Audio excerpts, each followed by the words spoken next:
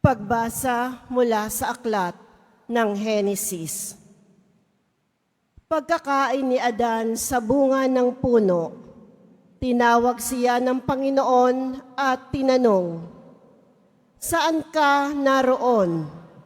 "Natakot po ako nang marinig ko kayong nasa hardin. Nagtago po ako sapagkat ako'y hubad." Tugon ng lalaki, "Sinong may sabi sa iyong hubad ka?" Tanong ng Diyos, "Bakit? Kumain ka ba ng bungang ipinagbabawal ko?" "Kasi pinakain po ko ng babaeng ibinigay ninyo sa akin." Tugon ng lalaki, "Bakit mo naman ginawa iyon?" Tanong ng Diyos sa babae, "Mangyari po'y nilinlang ako ng ahas, kaya ako natuksong kumain."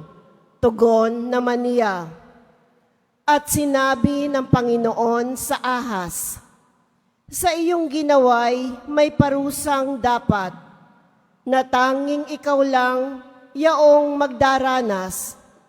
Ikaw ay gagapang ang hatol kong gawad, at alikabok ang pagkaing dapat. Kayo ng babae laging mag-aaway, binhi niya'y laging maglalaban. Ito ang dudurog ng ulo mong iyan, at ang sakong niya'y ikaw ang tutuklaw."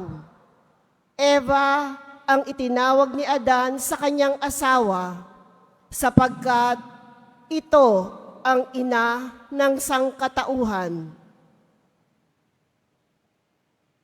Ang salita ng Diyos. Salamat sa Diyos.